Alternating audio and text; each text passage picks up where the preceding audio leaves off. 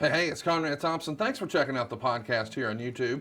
Be sure to hit the subscribe button and the notifications bell. You'll get a notice anytime we upload some new content.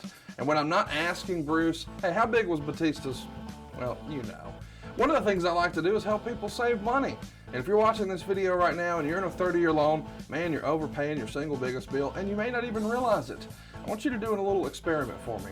Take your calculator out, multiply your monthly house payment by 360 payments. That's how many payments there are in a 30-year loan. That big scary number, that's your total of payments. You're looking at that number? You know you can do better. Keep more of your own money right now and go to savewithconrad.com. Or maybe you've got credit card debt. Man, it's not a matter of if I can save you money with that. Your average interest rate on a credit card is more than 20%. And by the way, all the interest you pay on those credit cards, it's not tax deductible. Whereas the mortgage interest, well, that is tax deductible. So if you owe this debt, it's up to you how to pay it back. Doesn't it make sense to get the cheapest rate possible and the greatest tax deduction possible? Find out how much money you can save right now for free at savewithconrad.com. You don't need perfect credit. Even scores in the 500s can be approved, and it's no cost out of pocket. But maybe best of all, we're licensed in more than 40 states. We can help more families than ever before. But how much can we save you?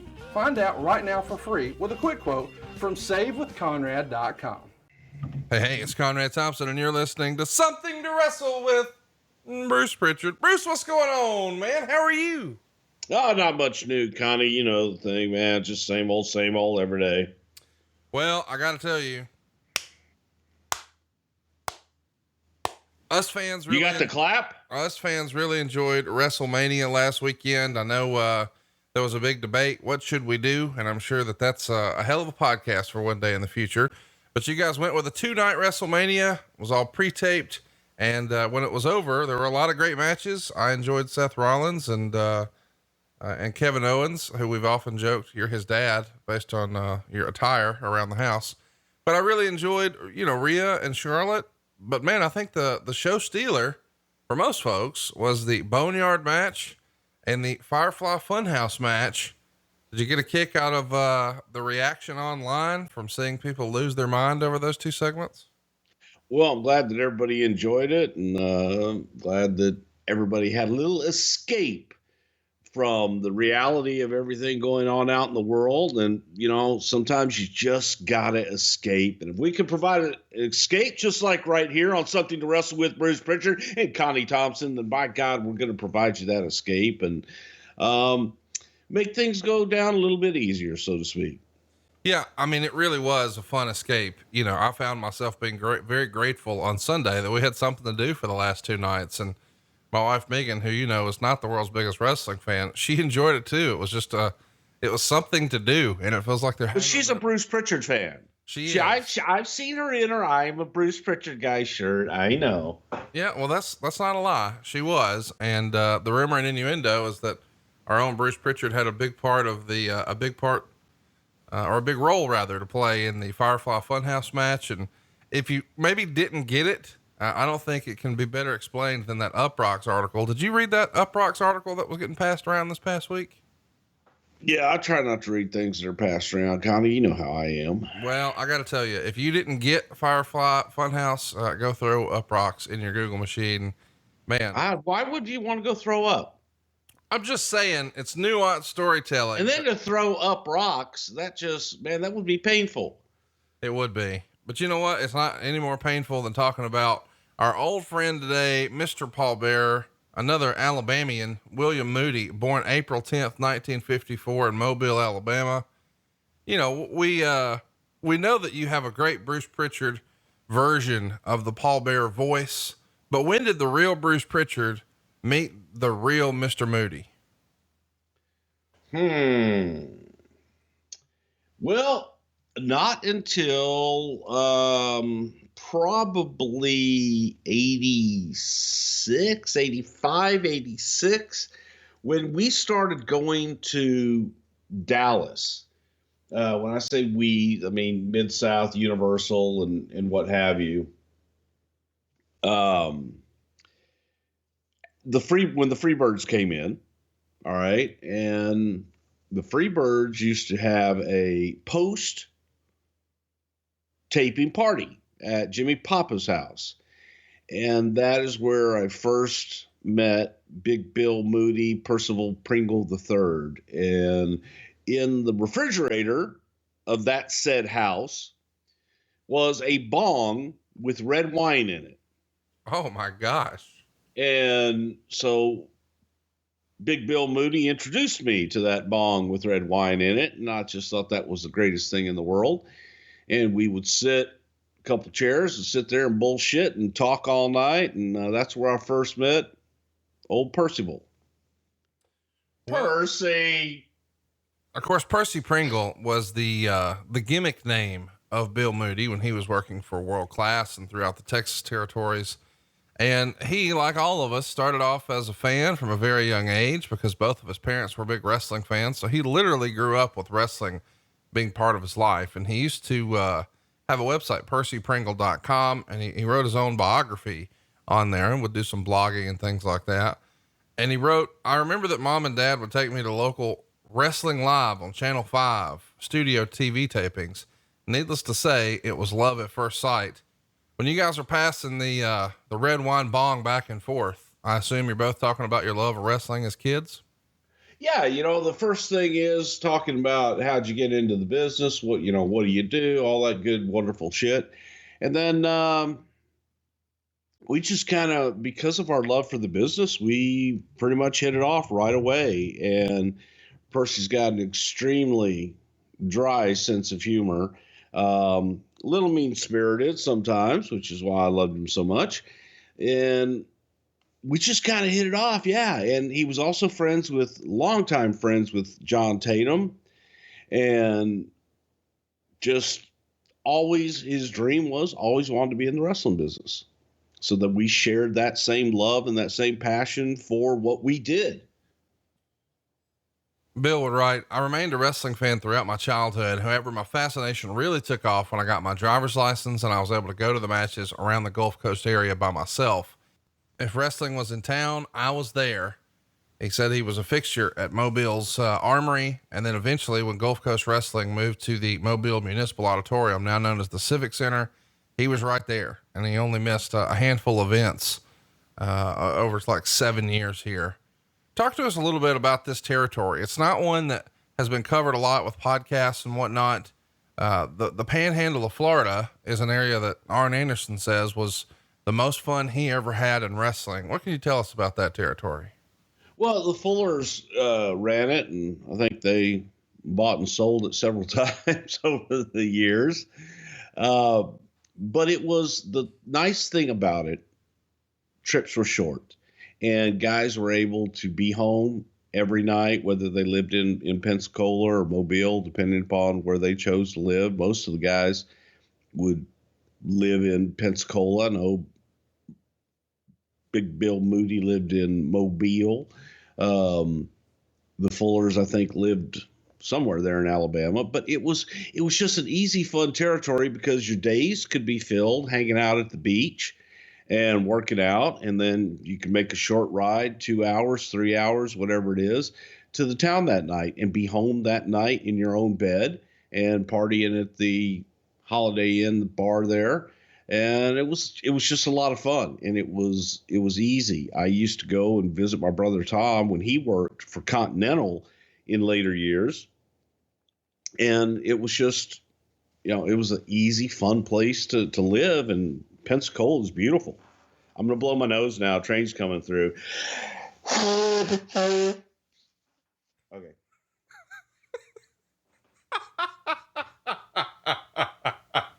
I'm leaving that in. I don't know why that's funny to me, but it is. Bill would write about, when he's coming up here, he's going to obviously make some lifelong friends who are also going to be folks who really want to get in the wrestling business. And those include, as you mentioned, Hollywood John Tatum, and of course, Robert Gibson, one half of the famous Rock and Roll Express, and Michael Hayes. Come on. One of the fabulous Freebirds, who we know now as a higher up with WWE. So it is very much fertile ground for wrestling icons here.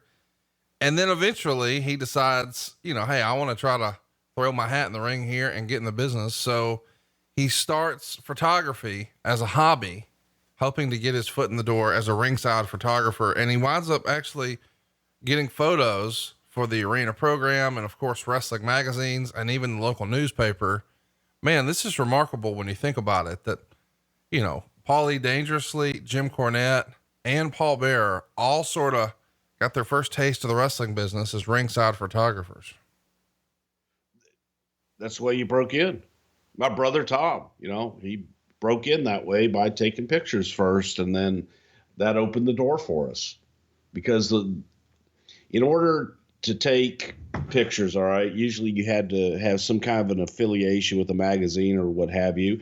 So the promoters, and especially the wrestlers, man, if you were taking pictures, they became your friend, because then they thought, oh, well, he'll get my picture in the Inside Wrestling or the Wrestler. We like to call the after mags. And Bill always gets pissed off when you talk about the after mags. Not pissed off, but Bill just worked for him. Those were really the Stanley Weston mags. Yeah, that's maybe a story for another day. Let's talk about Paul Beare, though. He's going to enlist in the U.S. Air Force, do his basic training in San Antonio, and then he's stationed in Biloxi. Worth mentioning, this is happening as the Vietnam War is winding down. And then he does a couple of years in the inactive Air Force Reserves. And he's doing all of this because it allows him the opportunity to still have this crazy hobby of professional wrestling. Ultimately, he's honorably discharged from the Air Force in 76 and immediately goes to work as a licensed apprentice funeral director and embalmer at Mobile's Old Higgins Mortuary. And at the same time, he's doing night classes at the University of South Alabama and trying to wrestle whenever he could. This is humble beginnings, but this is the way a lot of guys sort of get their start: working a job, going to school, and trying to perfect their craft as a professional wrestler. You got a lot of balls in the air here. Well, he did, yes, but it was very smart, because Percy looked at it like this, that if anything happened in the wrestling business, if he didn't make it in the wrestling business or something happened to him, then he would always have a trade that he could fall back on. So he had the opportunity to get his mortician's license. He got it. He did run a funeral home, and he just always kept updating it. He always kept renewing it, and he would do his whatever follow-up school courses that he needed to do to keep his license active. And that's what he did. When he wasn't wrestling, or if there were times that the business was bad, he had his funeral parlor. Let's talk about him meeting Diana Lynn. This is around the same time when he meets her. It's going to be his wife. She courageously battled breast cancer a couple of times, but then ultimately I think she succumbed to it in early 2009. They had a couple of sons together, Michael and Daniel. I think Daniel even wrestled on the indies as DJ Pringle.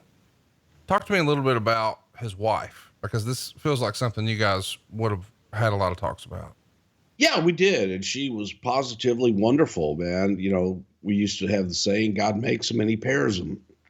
Well, he did that with Diana and Pooh, man, because they were made for each other. They loved each other. And she is what kept Bill Moody grounded. And it's just, she was just such a wonderful person that, there's not much else you could say about her other than she was the rock that kind of held everything together. And man, Bill just absolutely adored her. She's a great, great woman. And she had the same fucking dry sense of humor. Yeah, she was a hoot, man. She was great. He would write about his family on his blog. Michael, their oldest son, had a wife named Beth, and they had a grandchild, Troy, on April 11th, 2003. And sadly, the baby passed away the next day. Man, it just feels like there's a lot of tragedy here in this story. I think there's some bad luck there, but I also think that there's a lot of good in the story too. And unfortunately, families have tragedy, and in this particular case, a lot of it came at the same time. just in the same time, same era, but it was, they were strong, man. There was a lot of love there. And it was, as far as loving each other and being a family, they were there, man. They were great, great people. Let's get back to wrestling for a minute and let's talk about his actual wrestling debut. It happened in June of 74. He's wrestling as Mr. X in Greenville, Alabama. And he would also work as the embalmer and the mortician for a while.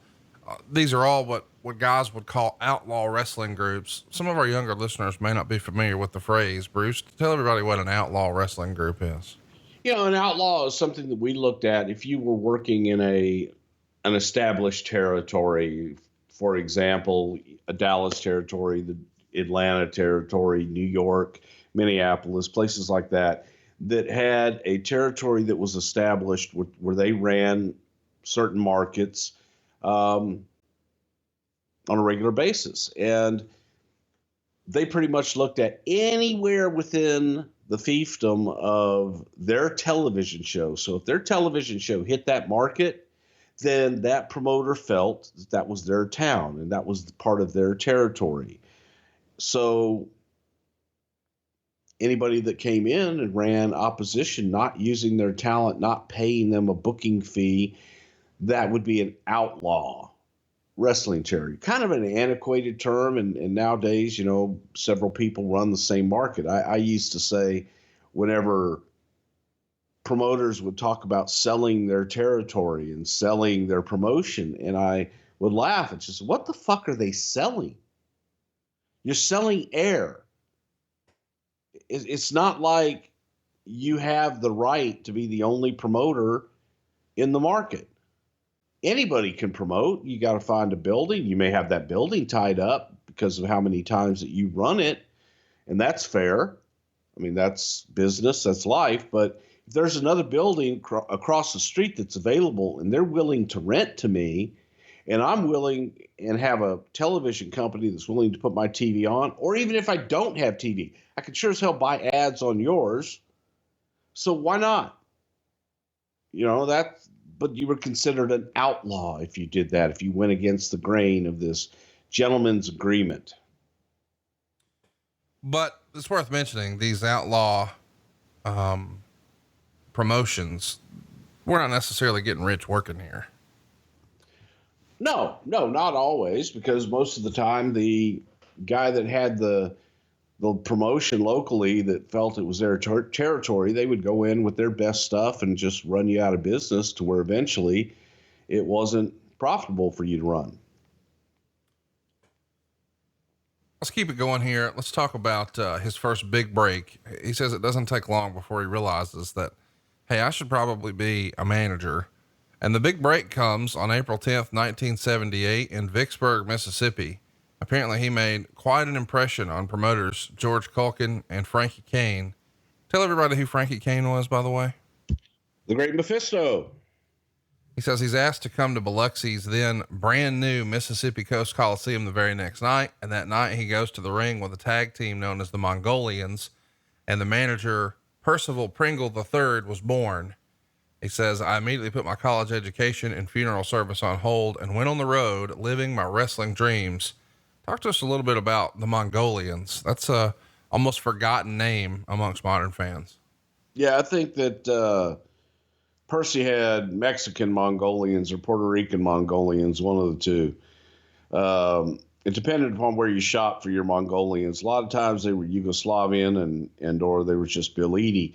But it depended on what your Mongolian was, what type of Mongolian you wanted. And sometimes you'd go, I need me a Mexican Mongolian, or I need me a Puerto Rican Mongolian. I think there were even a couple of Samoan Mongolians. But I think Percy had the Mexican variety. Well, around the same time, this is when he marries Diana, December 22nd, 1978. And then on July 28th, 1979, after he's finishing a 5-week tour of Japan, his first son, Michael Thomas, is born. And he says that was a bit of a wake-up call, that he soon realized he's going to have extra responsibilities of being a father, and he's going to need this solid career to fall back on. And eventually he quits wrestling full time and goes back into the funeral profession in college. And that does feel like that's sort of par for course for a lot of folks when they're chasing their passion, but at the same time, real life responsibilities sort of put a stop to that. And I'm glad that he came back to wrestling, but that feels like a very familiar story in wrestling where you're sort of chasing your dream and then real life sort of pulls you back out. Well, especially at the time, because it wasn't the easiest business to break into. And when you did break into it, you didn't make the kind of money that you assumed everyone made. And that didn't come until after several years of busting your ass and hitting the road. So yeah, it was a hard business to break into. And once you got into it, it was an even harder business to break through and rise up. Eventually he does receive his degree in mortuary science and then gets his funeral director / embalmer certification from San Antonio College in San Antonio, Texas. And he actually maintained that license through the end of his life, which is pretty remarkable. It feels like Bill was always ready to have something to fall back on no matter what. And that wasn't just something that a young father considered important, but even as an older adult, huh? Yeah, he was smart. And he always knew that, look, the day may come that he could have an injury or something could happen that he didn't want that interruption. And in the funeral industry, apparently there was always going to be jobs. People are always going to be dying. And he felt that that was a solid foundation to have in his back pocket at all times. Did he ever tell you any funny or interesting stories about working in a funeral home, besides fucking Undertaker's mom or whatever? Well, that was the best one. Paul used to talk about just different shit of becoming, for lack of a better term, I'd call him Paul Beare at that point, but no, where he would become that funeral director. And if you know Paul, again, he's was hilarious and just, oh yes, but he would put on the face and it was, this is terrible to laugh at, but he would go into his funeral parlor mode where he would become, oh, I'm so sorry, dear, please come on in. Oh yes, I knew Bill. And it was just, he'd look at it and goes, hey guys, it's a work. He goes, you've got to work. You've got to be empathetic as soon as that family walks in. He says, the family walks in, he goes, they're going through a rough time. You've got to put on, another face. You could be having the worst day or the greatest day in the world. You now have to put on your caring face, and you have got to walk these people through one of the toughest things in their life. But he would add humor and shit as he would go through it. So it was, you have to do that with certain things. January 15th, 1985, he returns to wrestling full time. Percival Pringle III is going to take it to a new level for both championship wrestling from Florida and, of course, the Von Erich family's world-class championship wrestling in Texas. And he's going to be associated with a lot of top guys over the years. Rick Rude, the Assassin, Blackjack Mulligan, Matt Bourne, Buzz Sawyer, the Great Kabuki, Eric Embry. And he would also manage Lex Luger in Lex's first pro wrestling match. The Dingo Warrior, who we know is going to go on to be the Ultimate Warrior. Sugar Bear Harris, who's going to go on to be Kamala, the Ugandan Giant. He even played a role in an early Steve Austin's career. And how about even managing The Undertaker in his first professional match at the Sportatorium against Bruiser Brody? He's called Texas Red at the time.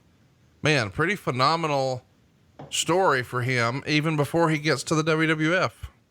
Oh, hell yeah. And Percy, really started out Alabama. Then when he went to Florida for Eddie Graham was like his first big break and national exposure to where people really started noticing him.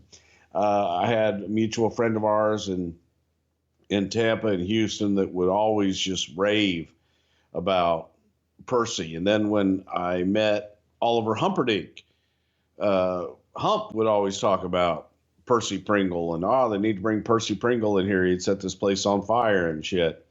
And instead of coming into the Mid-South, Percy went to Dallas and worked for Fritz. So I had seen a lot of his stuff, the early stuff he did with Rude, the stuff he did with the Missing Link early on in Tampa. And I never really heard a lot of his promo work until he went to Dallas. And that was the first time I really heard his promo work. And I remember Paul Bosch just thinking that he was too cartoony, too over the top, and too much of a cartoon to ever be taken seriously in a real wrestling promotion. Yeah, it's a pretty cool thing to see happen for him, because I'll admit I was not keeping up with these promotions at the time. I was a little WWF kid. So the first time I see Paul Beare, it's as Paul Beare. It wasn't until much later that I realized, man, he had quite the run before he ever got there. And he did something else that I think was maybe ahead of its time. In 1989, he wrote a book with Dennis Brent called Inside Secrets on how to enter the exciting world of pro wrestling. And it was a pretty popular underground book at the time, and you can still see it on eBay every now and again. And he also, for like 5 years, works as the writer and publisher of programs at live events for the USWA in Memphis and World Class, of course, in Texas. And he also ran the fan club for World Class. It's kind of fun to see the entrepreneurial spirit here, where, you know, you sort of just travel his story where he's, hey, I'm going to be a ringside photographer. Now I want to be a wrestler. Okay, perhaps I'm better as a manager. Oh, but I can also write books and do programs and run fan clubs. Eventually he even starts promoting shows on his own in Texas and Oklahoma. Quite the little entrepreneur Bill was. See, you say entrepreneur, I say survivalist, because that's what you did to survive. And Big Bill Moody was able to figure out what needed to be done, or what could be done better, to enrich his income and to be able to make more than just what a manager would make. So he worked in the office in World Class, and he would do whatever needed to be done. He would have side deals going on all over the place. He was a hustler. You know, he did what needed to be done to feed his family and be the best he could be. During his time in World Class, he actually wrestles Chris Von Erich when Chris first starts wrestling. And I think they had a tag match once where he even teamed with Steve Austin to take on Chris Von Erich and Chris Adams. We haven't spent a lot of time talking about Chris Von Erich, the professional wrestler. What can you tell us about Chris? Never met him. Maybe saw his match with Percy. I don't know, but I don't know a whole lot about him, other than that at least Carrie and felt that, you know, he never should have been in the business, that he really wanted to be in the business, but he never should have been in the business. I think it's been written over the years that he was much smaller in stature, and a lot of folks have said that's because his growth was stunted because of asthma medication. Did you ever hear something like that? It's something like that. Yeah, I don't know exactly what it was, but I know that those who knew him really liked him, and Percy in particular. Percy felt sorry for him because he loved the business so much, and Percy was one to try and say, man, do something else in the business. You don't have to wrestle. There's other things you can do. But he idolized Carrie, he being Chris, and wanted to wrestle. And the family, that's what they did. By God, they wrestled. So, you know, unfortunately, we all know the ending to that story, and it was a sad ending. But everyone that I ever spoke to that knew Chris said he was a wonderful kid, just shouldn't have ever gotten in the ring. Yeah. And listen, I think it's pretty cool of Percy to say he could do other stuff, because he knew that, because, you know, he was writing programs and ringside photography, and hell, he even wrote a book. After being a babyface to the fans as a TV announcer and then working with the promotion, he's brought back as a babyface manager of Erich Embry when Embry booked and built the promotion around himself in an angle where they turned the World Class promotion heel. Embry and Pringle would rebel against the promotion, trying to build towards an angle where they allowed themselves to destroy all mentions of the company and change its name to being affiliated with the USWA. Of course, at the time, your old pal, Jerry Jarrett, was running things. Pretty famous story here. What are your thoughts on Fritz selling the territory to Jerry Jarrett and them trying to merge World Class and USWA? Well, not knowing a whole lot about it other than what I've heard from Jerry Jarrett, that immediately discounts things with me. Tells me that there's probably another story that actually happened. But the kids, Kevin and Carrie, were allegedly just kind of running the business into the ground. Not allegedly, shit, they were running the business into the ground. And Jerry came in. His story is that they called him to come in and save the territory.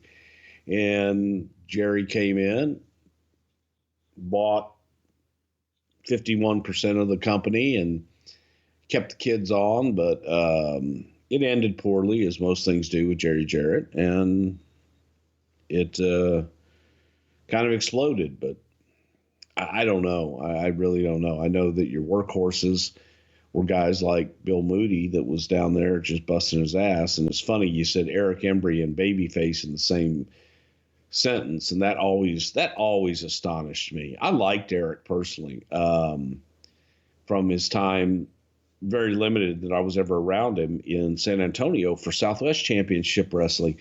But Erich, to me, his work and his promos didn't do anything for me, and I never understood how he got over in territories like Dallas and things like that.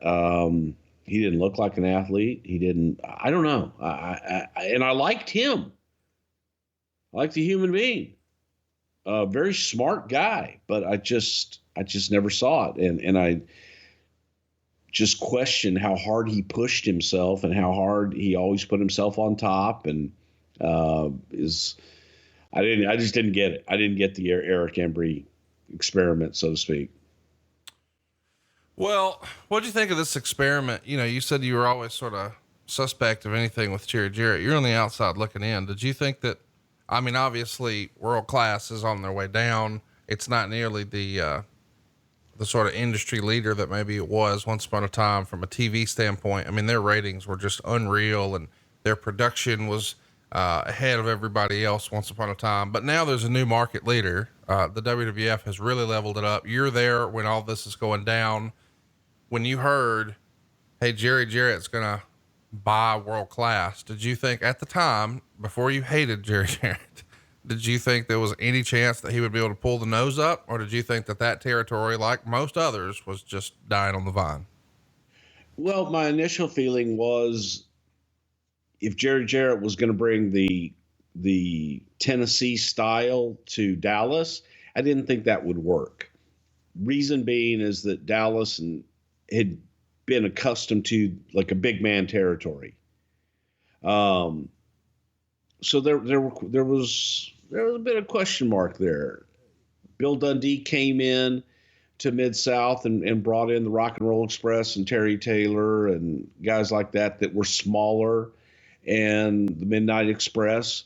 And it's funny when you talk about them being smaller, Bobby and Dennis were not small guys, but they were smaller and compared to Hacksaw Jim Duggan and JYD and things like that. So I questioned if he brought in the Memphis. Memphis had a reputation of being hokey and just very gimmicky. And Dallas had never seen that, or they had seen some of it, but for the most part, it was a big man territory. So I questioned that. And my brother was working for Jerry at the time, and he was excited about having another place to go that wasn't in Tennessee. I think there was part of him that was hoping that they could actually open up Texas and run shows around there and kind of get out of the Tennessee bubble. But it just didn't pan out. Didn't work out. Well, eventually things work out. Old Bill gets a call from the World Wrestling Federation. Talk to us about how this came to be from the best of your recollection. I think a lot of it has, over the years been credited to Rick Rude.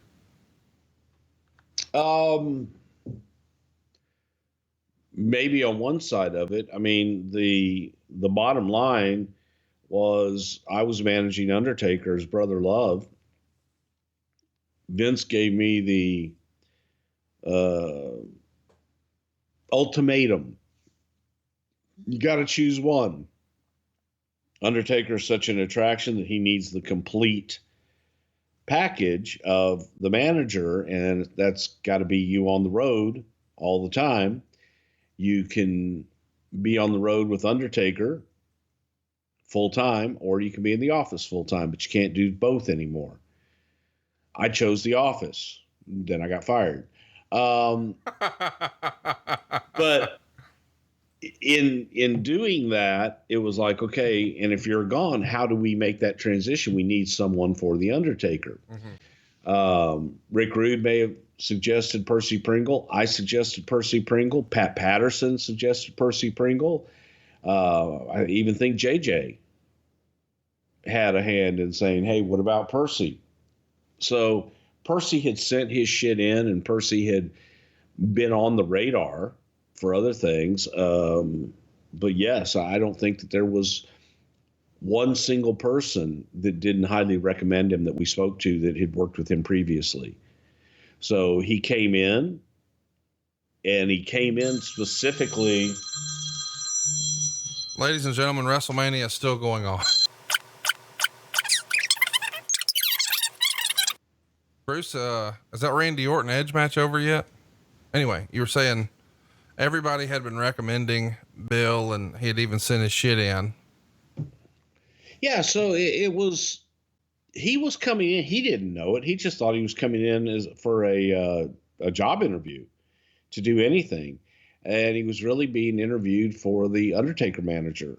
They were looking for someone there, but as Vince always does, he may bring you in for one thing and use you for 10 other things. They said, what do you do? You know, what are your hobbies? What do you do? He says, well, I'm a licensed mortician, and everybody popped. Like, oh my God, this couldn't be better. That the guy that we're bringing in that we want to have manage the Undertaker is a licensed mortician. It doesn't get any better than that. You can't write that. So I think at that point his fate was sealed. He was going to be the Undertaker's manager. And then as the story goes, when he came in, it was Road Warrior Hawk, who was like, hey, what if we call him Paul Bearer? Get it? Paul Bearer. And brought it to Vince, and he became Paul Bearer. Bill wrote about this experience, saying, I called my friend Ravishing Rick Rude, who was working for the WWF at the time. I told Rick exactly what was going on in my life, and that I planned on moving back home to Alabama and go back to work in the funeral industry. He was very sympathetic and asked me not to make any quick decisions. In fact, Rick told me he would call me back before the end of the day. When we talked a couple hours later, he said, Vince wants you to call him at home. And I couldn't believe what I was hearing. And he's immediately into, what is this going to look like?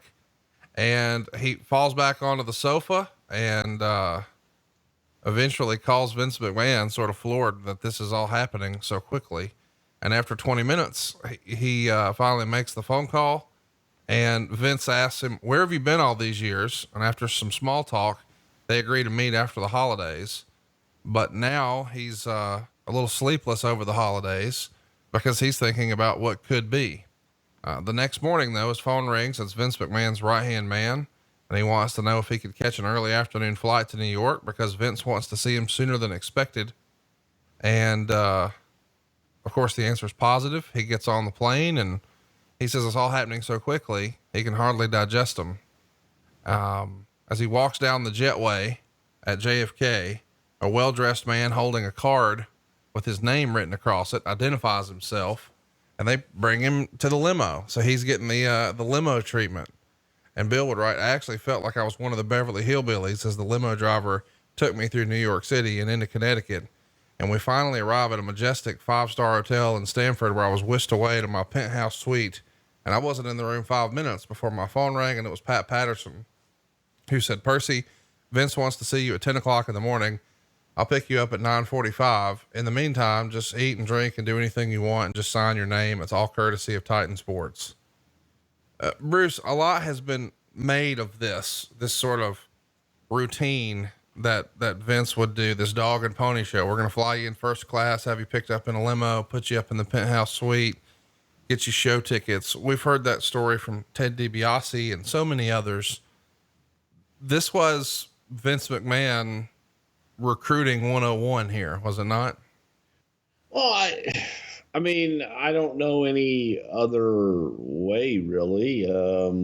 I think that it's just the way that we've always done business, that you bring someone in, and especially talent, to meet with Vince, and that's what you do. And I don't know that anybody looked at it really any other way. That talent comes in to meet with Vince, you're treated in a first class way, and you're brought in, and you want to be here. So make it easy. By the way, this is all happening when he walks into Vince's office the next day. It's December 22nd, 1990. So about a month after Survivor Series, where Undertaker debuted, if you're keeping score at home. It's a pretty remarkable day for it to happen for Percy, because that's actually his wedding anniversary. He says he and Vince talked about everything under the sun, and that Vince made him feel at home right away. But of course, like anyone in this spot, and I don't know why, but this always tickles me, Percy brought a resume and handed him his resume, and Vince just sort of laughs at that, and then eventually reads on the resume that he has a degree in mortuary science. And McMahon, of course, follows up, "This is too much." And he didn't know, Percy being he, pronouns pal, that the reason he's here is they're looking for a manager of the Undertaker, and it just feels like the perfect match. He had a WWF contract in hand right then, and he's back on the road in professional wrestling, but this time under the big top. January 1991, he becomes Paul Bearer, managing the Undertaker. And of course, William's going to totally change his appearance from Percy Pringle. If you haven't seen a picture of Bill Moody as Percy Pringle, throw it in your Google machine. But the Paul Bearer presentation, as we know, is a pasty white face and jet black hair. Percy, by the way, had like bleach blonde hair, and he's holding the urn that gives the Undertaker sort of magical powers. Talk to me about where the appearance of the Paul Bearer character comes from. Is this just a collaborative effort, or is this something Creative Services hands him and says, "Hey, go do this"? Well, it wasn't that hard to do. You looked at him, and I know that Vince was not real keen on the bleach blonde hair and all that look. Thought he looked like an old wrestling manager, so to speak, but wanted it to be dark. Wanted it just, you ever had black hair before? And I don't think that Percy had. So let's dye your hair black. And I think that in a lot of respects, the model was Gomez Addams from the Addams Family. The kooky and the spooky, the Addams Family. Da-la-la-la, da-la-la. So that's kind of what you based it on. One of the things that becomes a signature for the Paul Bearer character is the phrase, "Oh yes." And Bruce, we've went a long time in this episode so far, and we haven't had you hit it once. Can you give us one? Oh yes. Thank you. And he's doing this from ringside when the Undertaker's beating up his opponents. This feels like it would have been Percy's idea, because even a few minutes ago, as you were explaining that being a funeral director is really just working.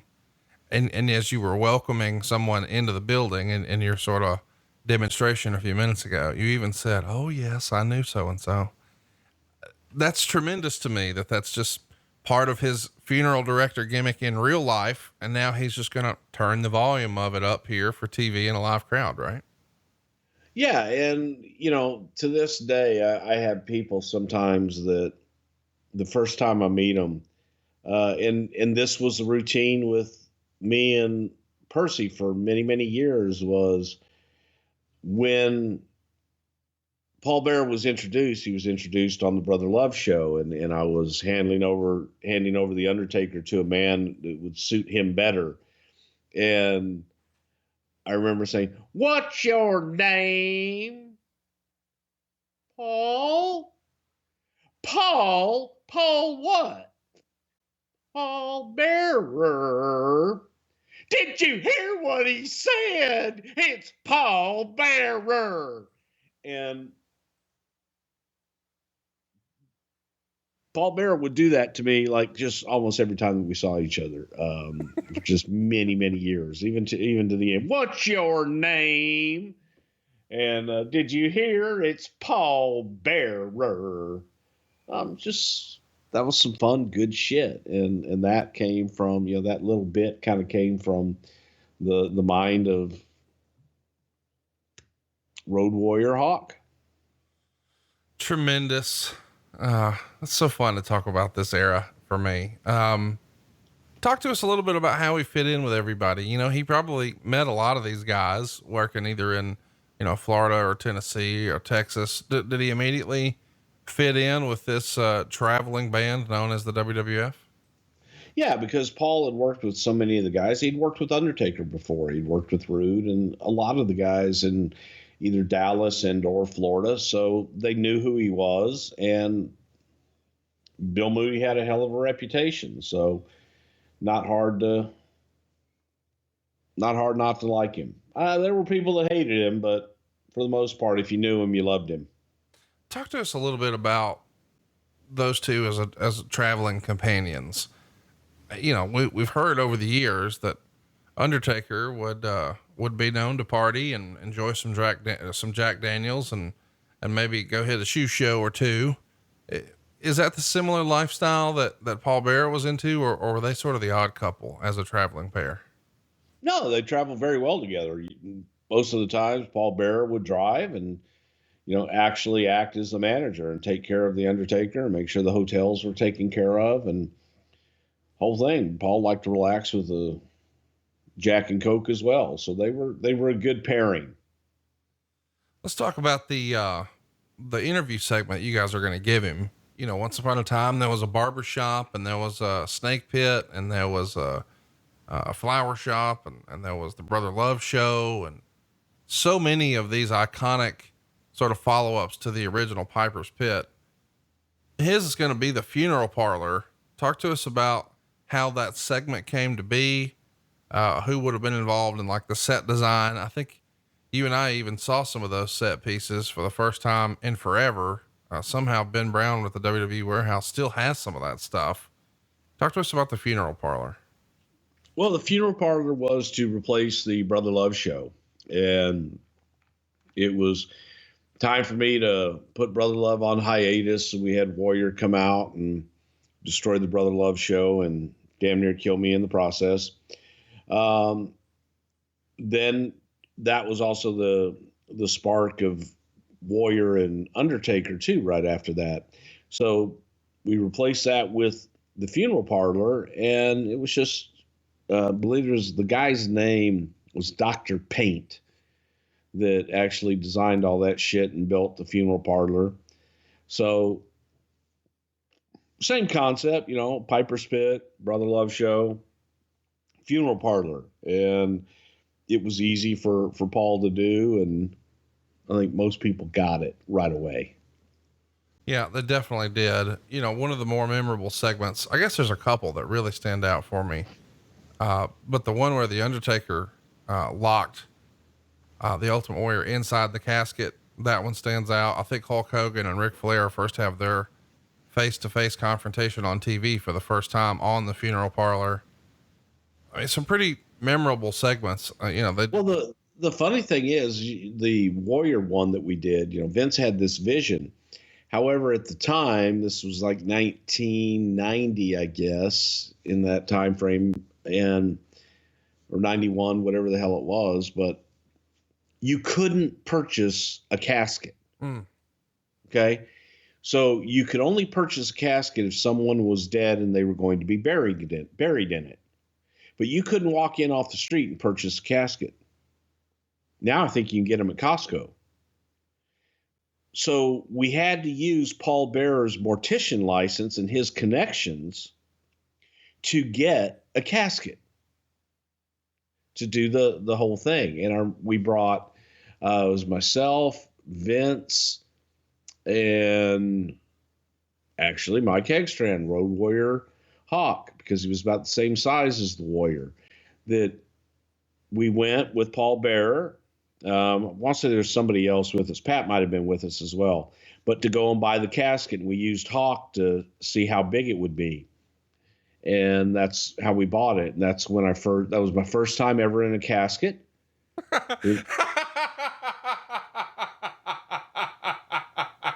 That's not a sentence you hear very often. Yeah. I mean, and I've been in a few others since. Some people wish I would have stayed there. However, they're very uncomfortable. Very uncomfortable. I mean, people say rest in peace. Fuck that, man. That shit hurts. It's not comfortable. It looks comfortable as hell. You know, you look at it when you go to a funeral and shit, motherfucker looks like they're sleeping. They're having a grand old time, man. You think there's like a goddamn Tempur-Pedic mattress or something in there. They're the shits. But anyway, I digress. That's how we had to get the caskets. We had to use Paul's connections to get the caskets, to get the body bags, all that stuff. We had to use his license and use his stuff to get all that in the beginning. Now, again, it's no problem to get that kind of shit. It's tremendous. Do you remember any of these funeral parlor segments that really stood out to you? You know, locking the Undertaker or locking the Ultimate Warrior in there, or when they slam the casket on Undertaker's hand and he just drags it behind him. Some pretty memorable moments here. Oh, they were great. And for me being there, it was the one with the Ultimate Warrior when we locked him in, because Ultimate Warrior, once I got him locked in, you had all the people out there and they're like hammering on the thing and trying to get it off. And I dare say that Warrior wasn't the most well-liked of people, especially at that time. And so you can see that some of the people with the sledgehammer, using the sledgehammer to try to open the casket and jarring that casket around quite a bit and shit like that, and pounding on it. So it was, I think some people got their feelings out on that segment, so to speak.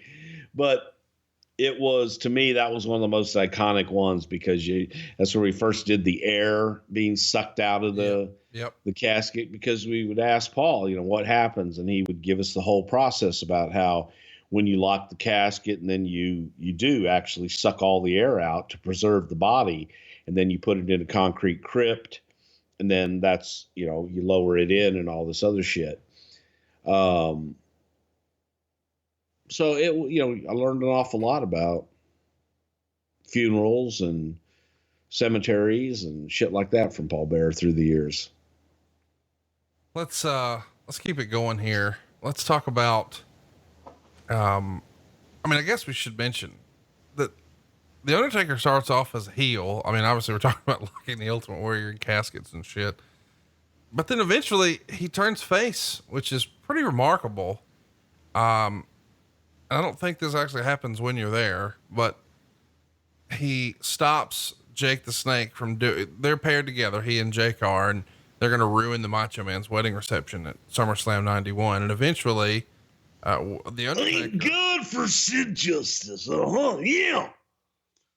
They take things a little too far, even for the Undertaker. And somehow we turn the Undertaker babyface, which is just remarkable. When you think about it. It's a babyface Undertaker. This is crazy. Well, probably 3 or 4 months into the Undertaker run. Okay, don't everybody fall off your goddamn chairs when I say this, but me, Vince, and Undertaker were going to the gym, and some of the music that I would use to gym music would be AC/DC and Hell's Bells. And it's like, what are you listening to? I'm like, Hell's Bells. And goddamn, good shit. And I said, I'm listening to it because I see a hell of a fucking video with Undertaker to Hell's Bells. God damn it, you'll make him a fucking baby face. I said, he is a fucking baby face. Look at this fucking big motherfucker. And this is when I was still managing him. So Vince said, no, God damn it, not yet. Yes, one day, but you do that, you got to turn him right away. So those seeds, to me, they were there because I was walking out with him every night and I felt it. They loved him. They were in awe of him, but he was so unique and so special that they were digging the shit he was doing. All right, let's keep it moving here. For a long time after this, the Undertaker is a tippy top guy. I mean, he's working top of the cards, pretty consistently. And, we've touched on it before, but I mean, very quickly in his run, he's positioned with the immortal Hulk Hogan. But fast forward, and it feels like once he's a babyface, now, post WrestleMania 8, he's one of the more foundation characters of the company. Over these next, years, when he is the babyface top guy, does anything stand out to you about their run together with Paul Bearer? I mean, we've often heard about, the urn and the powers of the urn and how he would be getting the casket ready for Yokozuna. Lots of sort of barnyard and graveyard vignettes. That feels like it would have been right up your alley from a production standpoint. Yeah, we had a shitload of fun when I returned in 91 or 2. I always get those years mixed up. A lot of fun. Anyway, whenever I returned after the SummerSlam in Wembley Stadium. That's 92 when you came back. 92. Okay. So Undertaker was working with Kamala, and that's where Kamala's casket came from. So the vignettes of Undertaker at the wood shop and building the casket, Kamala's casket, I did all of those. And that was like one of the first things that I was able to go out and do on my own when I came back. And that's the kind of shit that I just love to do. That was fun. All of the graveyard stuff that we used to go do and take him out and whatever his opponent was, the shit with Mick Foley, the Buried Alive match, that was just classic shit because I got to do both Mick. I did Mick and Taker point counterpoint on those. And that was before the days of writing every goddamn word for people. But I wrote out outlines of exactly what I wanted each one to hit each week and how it would escalate each week. Then, just still my favorite line is when Mick Foley was out there as Mankind and they're digging the hole, and finally it was pouring down rain and Mick slipped and fell into the hole. And we had to get the shot and everything, get it back. And everybody's laughing so damn hard because he wasn't supposed to fall into the hole. And when he gets in there and I start laughing, I said, hang on, Mick. I said, when you get down there, when you do it, you need to just sit up, look around, stretch out, like lay down in it, and then look up to Paul and go, Uncle Paul, this hole's too short for the Undertaker. So then you got the thing that actually it had been Undertaker who had been out there digging the hole, and the hole was for Mankind. So then that was revealed afterwards. But it was that kind of shit I just loved because you had Paul with Mankind at the time, and it was just so much fun back and forth with those guys, and just pure gold. I loved working with Paul Bearer because he could be surly as hell, but fuck, he would deliver. Let's talk about, you brought up Mankind, SummerSlam 96, Undertaker's involved in the feud with Mankind here. And a few months earlier, back at King of the Ring, Mankind actually got a win over the Undertaker, which is pretty uncommon in this era. That leads to the Boiler Room Brawl here at SummerSlam 96. And to win the match, either man has to take the urn from Paul in the ring. Undertaker is about to get it. Paul's hesitant to give it to him. And finally, Paul hits the Undertaker in the head, hands it to Mankind. Mankind gets the win. This is a big deal to see this duo that's been together since 1990. I mean, it's they're synonymous. I mean, they're salt and pepper here. And now Paul Beare is going to turn heel against the Undertaker. What'd you think of the decision to split them up, and how did the guys take it? I think in the beginning they took it kind of hard, like, well, what's the Undertaker to do without Paul Beare? And upon further examination, Undertaker was looking at it like, well, this is an opportunity for him to cut promos and do a little bit more. I don't think that Mankind necessarily needed Paul, but it was such a shock at the time that we thought, yeah, fuck it, man. Let's try this. And it shocked the audience. And it was one that I think in a lot of ways, it was that next step, a next logical step for the Undertaker to take. Do you think, that Paul Beare the real life Bill Moody may have been a little job scared when the split happens? I mean, it feels like as long as you have your trailer hitched to a star like the Undertaker, he's going to be here for as long as he wants to be. So as long as I'm with him, I'm good. But when that pair is split, maybe there's something to be nervous about. I think there was a little trepidation on Paul Beare's part, but I also think that he understood this is a way for him to do something new, do something different. And it was a way maybe for him to grow a stable. And he looked at it as Bill Moody looked at it as an opportunity and a vote of confidence that he could do it with someone else. So he looked at it positively. At first, I think he was paranoid as shit, but then he was like, yeah, no, I can do this. Whenever Mankind's doing interviews after this, he would often refer to Paul as Uncle Paul. How do you think the Mankind Paul Beare duo did compared to, say, the original Undertaker Paul Beare? There's no comparison to the original Undertaker Paul Beare. However, I think obviously Kane and Paul Beare is second, but third would be Mankind and Paul Beare. I thought they were excellent together.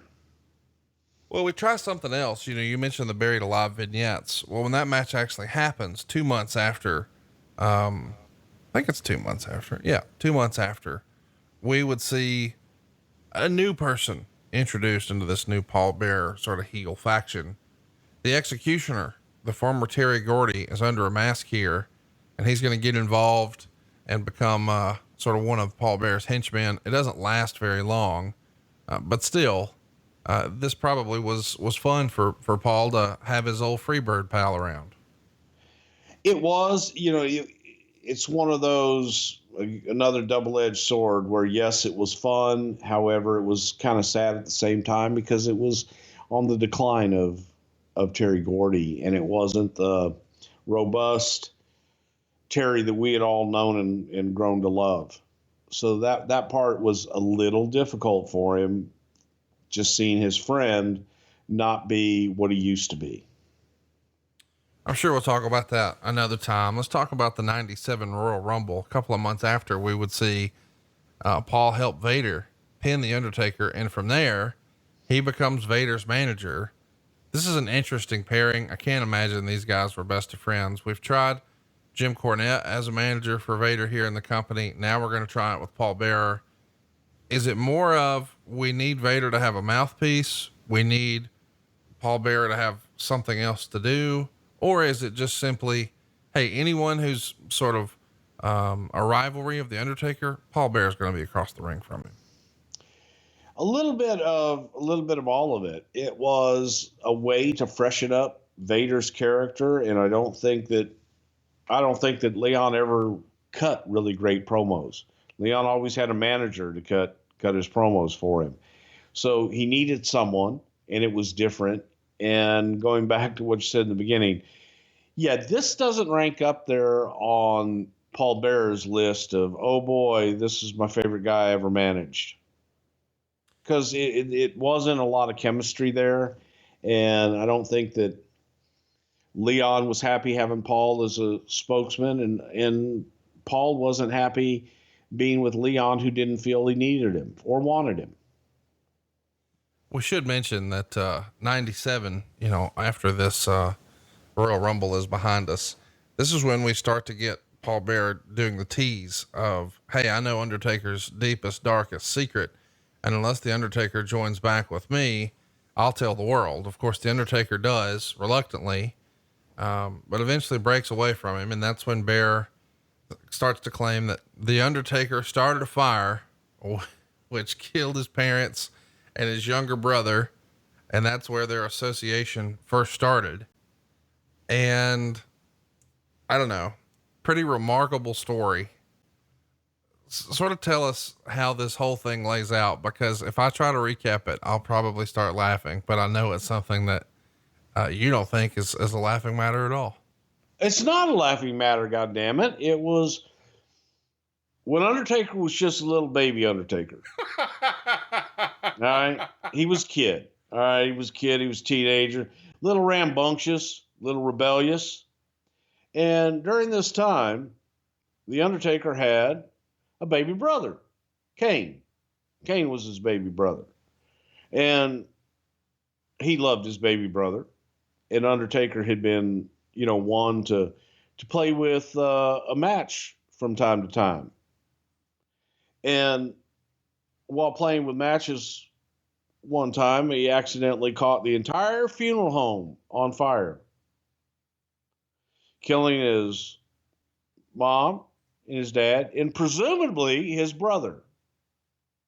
The only thing that was interesting about this was the gentleman that was the mortician in that funeral home, Mr. Paul Beare, he miraculously survived.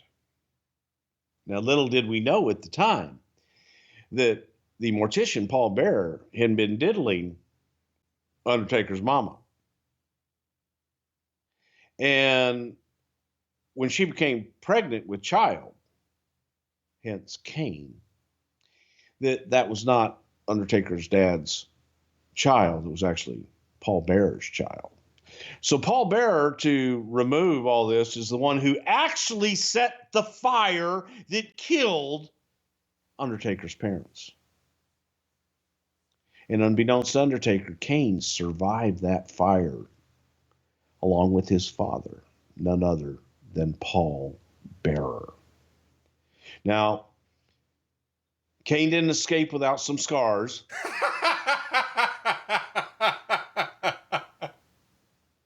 So he had to go to a special home where they send fire-scarred children to deal with the emotional baggage of his mom diddling the mortician. Mm-hmm. And then at the right time, Paul Beare was able to tell this secret and to say, hey, your brother, well, he's my son. And I diddled your mama. Right there on the embalming table. Now, anyone that would hear this, of course, would be upset.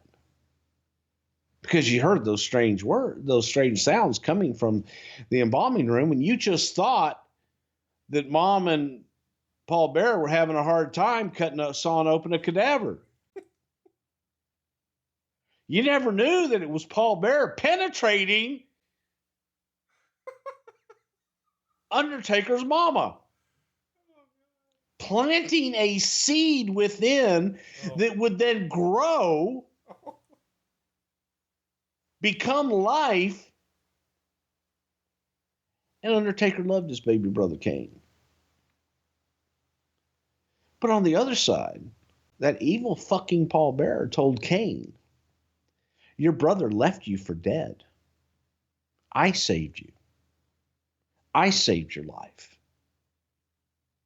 And your brother has never even asked about you. I've tried many times. They'd say, fuck Kane. I don't care about Kane. Fuck him. I was trying to kill him. He never once asked about his baby brother Kane in the little burn center for the children. Not once. So there is a story of Paul Bearer diddling Undertaker's mama, creating Kane, and then burning the house down and getting rid of the damn mom and dad, taking the baby and kicking Undertaker out to go make it on his own. And the only reason that Paul Bearer came back to help the Undertaker was to bring him in closer until Kane and the surgeries, the many, many reconstructive surgeries that he went through, until he was finally able to confront his brother. Look him in the eye, because he only had one good one, and say, "Fuck you, you Wendy-looking motherfucker. I'm Kane. And I'm here to be the mayor of Knox County, Tennessee."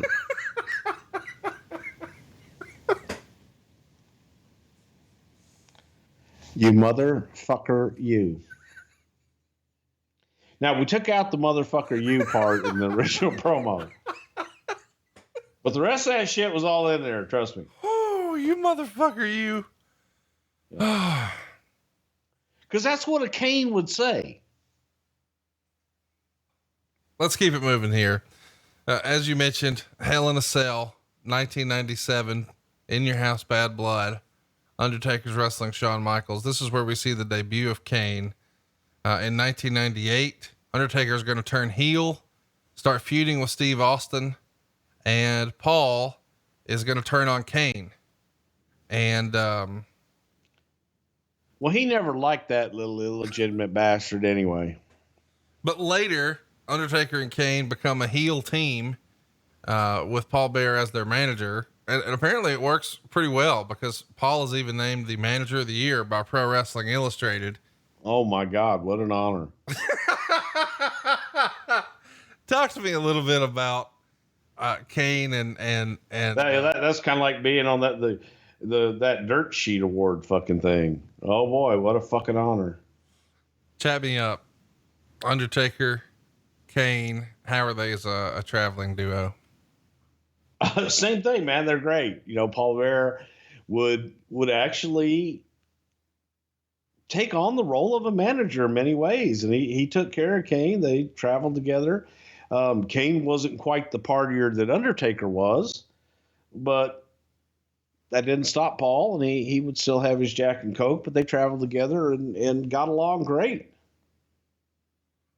Chat me up about, where we are with Paul Bearer sort of behind the scenes. What else is he doing? Is it just on-screen managerial, or this entire run so far from say 90 to, I don't know, 98, 99? Did he handle any other backstage duties, or was it strictly on-air talent? No, Paul was strictly an on-air talent during that time. Not until he got out of the ring did he, try to do some things backstage. Let's talk about that. In 2000, Paul is taken off the road. His decision or the company's decision? I think it was a little bit of both. Probably more so the company's decision than his. It just had been a hell of a long run, and they were looking to change things up a little bit and give him some time, and not necessarily this is it, this is the end for you, but we could find some other things for you to do and give that character a rest, put it on the shelf for a little while. Bill would write, when not active on TV programming, I stayed busy backstage during the events as an agent and stage manager. I also assisted in the Federation's talent development department, where I would scout future in-ring talent, several of which are on WWE's active roster today. Talk about his behind the scenes roles as maybe the on-screen starts to wind down, that we start helping in some other areas. Well, Pooh Bear, obviously very talented and had a lot to offer. So he didn't want to move to Connecticut. He didn't want to be a part of the everyday booking and things of that nature. So that kind of limits you there a little bit. But he wanted to be involved at TVs. He still wanted to be on the road. He still wanted to come out and do whatever he could. So he had a good eye for talent. And we used Paul to go to Tennessee and go these different places and scout talent and report back to us. But also he could be our eyes and ears out there and help us find new talent, because that's what we were always in search of. Well, ultimately it doesn't work out. He's released from the company October 14th, 2002. Talk to us a little bit about what leads to his release here.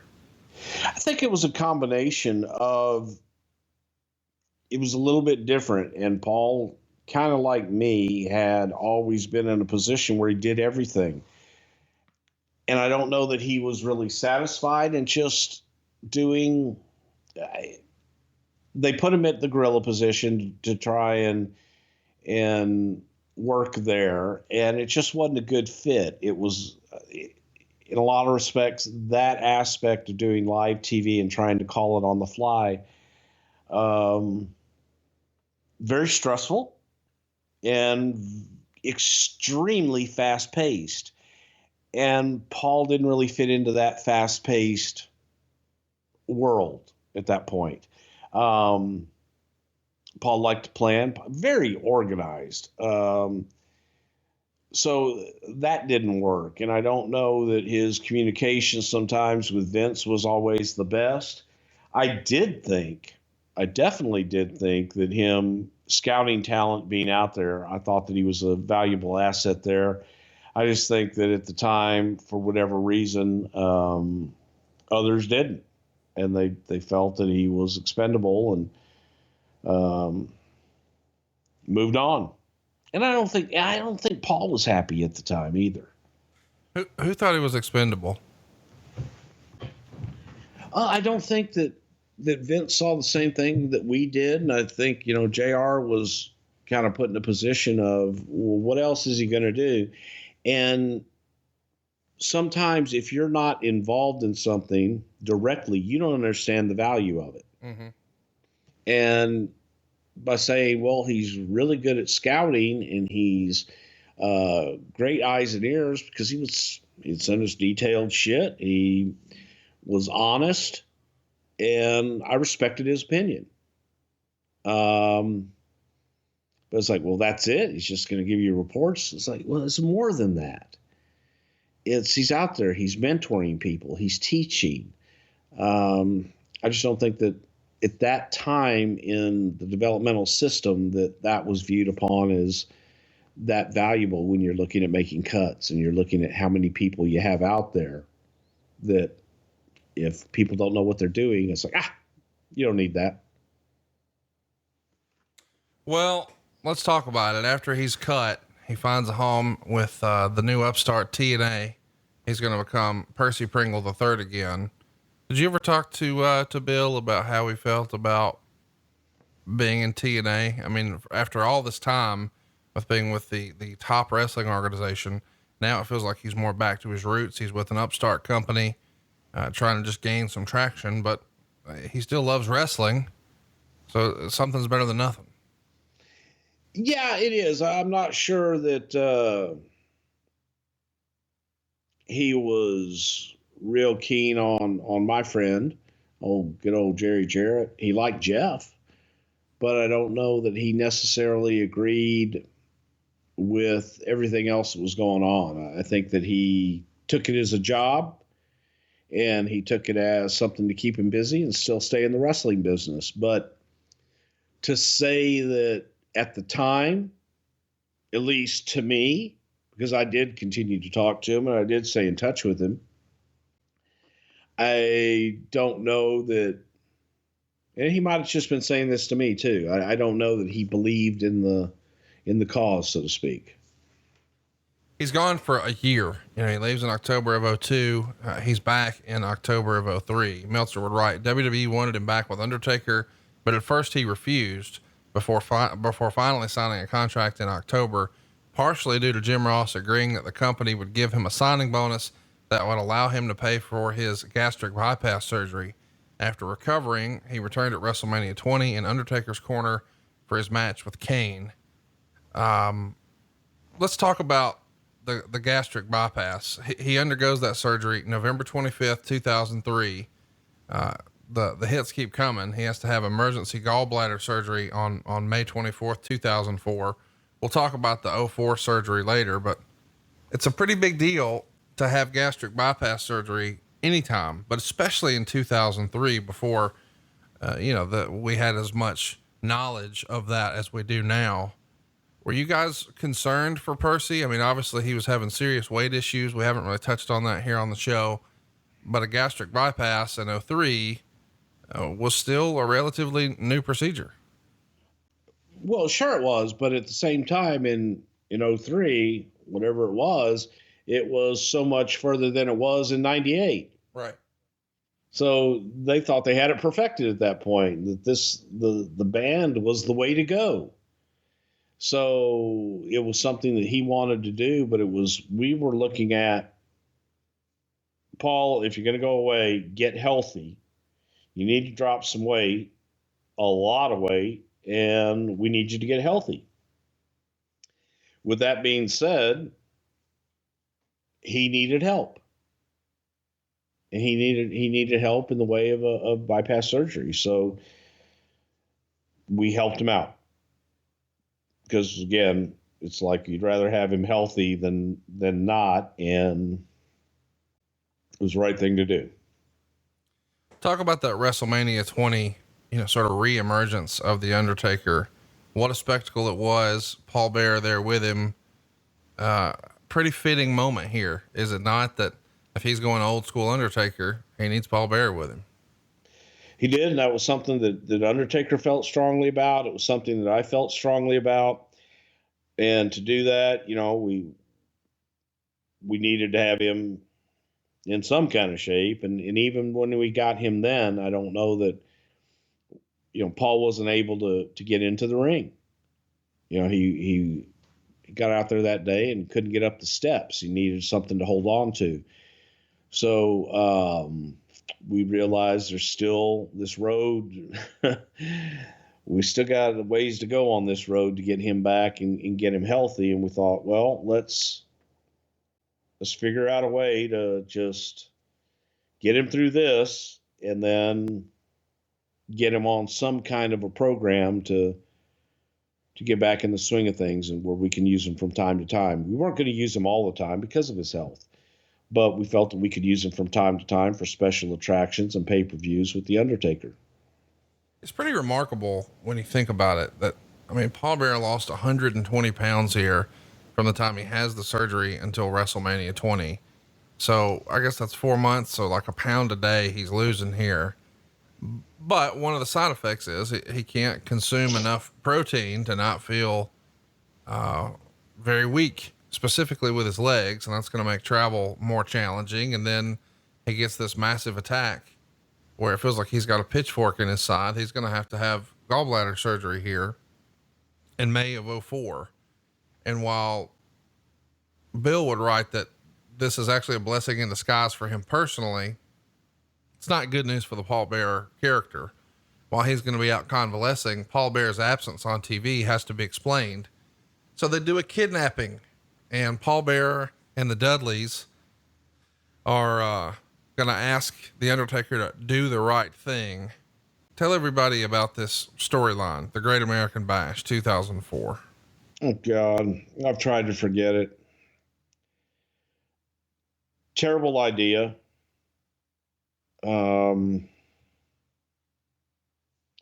I'm not saying that in hindsight. I think that we all felt majority of us felt it was a terrible idea. No, not all of us thought it was a terrible idea, but it was hokey. It didn't work. It was, I didn't like it. And I just wish we wouldn't have done it. Let's talk about what we're doing. We should mention that, this is a time where we've got the newly old school Undertaker who's just come back at WrestleMania And now he finds himself in a weird spot here. It's a handicap match. It's the main event, and it's what's called a concrete crypt match. It's going to go 14 minutes and change, but it's the Undertaker taking on the Dudley Boys in a handicap match. And the Dudley Boys are managed by Paul Heyman, and they're trying to find a way to sort of write the Paul Bearer character off TV. And Bill would write, notwithstanding the pleas from my supporters within the company to the contrary, Mr. McMahon was determined that the Great American Bash would mark the end of Paul Bearer. I had no choice but to follow the script, even though at the time I was blind to the fact that it was all happening for my personal well-being. Being such a successful businessman that he is, Vince McMahon truly cares for his employees. That fact has been proven with many talents through the years over and over again.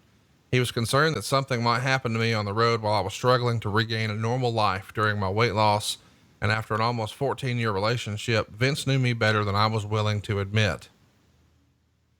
Oh man, you just feel bad for him because you know he wants to be there, but his body won't let him. And ultimately, even though the Undertaker gets the win, he is urged by the Dudleys to do the right thing. So even though he wins, he pulls a lever. It's going to send cement into the crypt, which is going to completely bury, literally, Paul Bearer and suffocate him with concrete. And the following week's SmackDown, Bear is acknowledged to be alive, although gravely injured for storyline purposes. And I think it's written that the rehearsal taping earlier in the day, the Undertaker was sort of ad-libbing and only half of the stunt complete in an empty arena. And it's accidentally broadcast to some satellite feeds.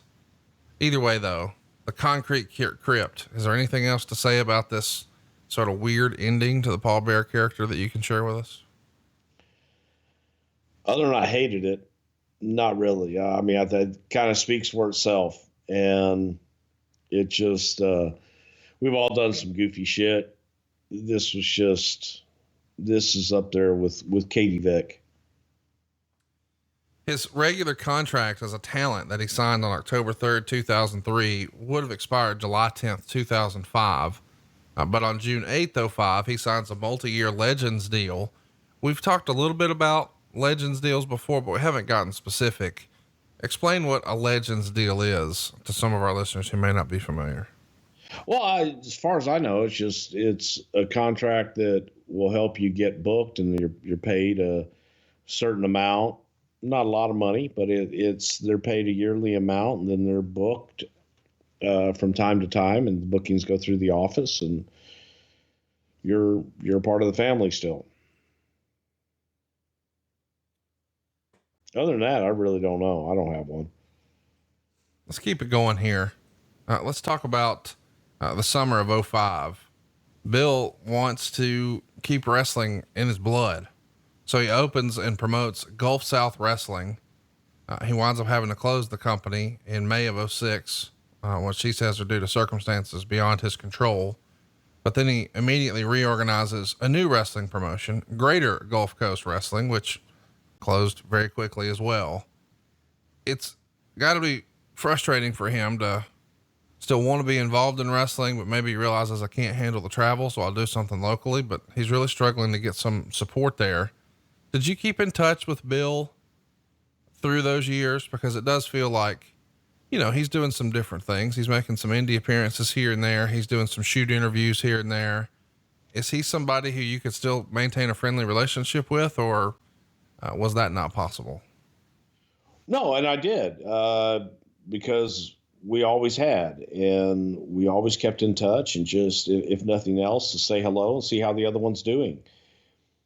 So yeah, I did keep in touch with him, and just in my mind, I always wanted to be able to have him back and have the old Paul Bearer back. And I think that there was a part of him that I think Paul was a little bitter during that period where,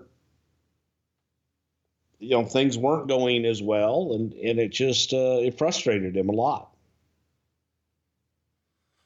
We should mention that, in 06, he starts working, in a funeral home again. So good thing he kept that license active.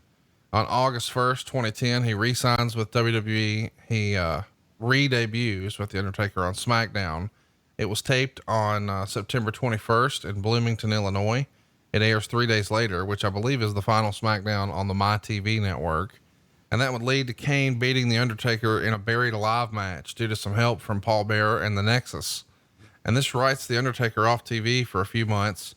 And then of course he's going to return at WrestleMania, but Paul Beare is going to stick around as Kane's manager for some sort of goofy feud with Edge. Probably not their best work.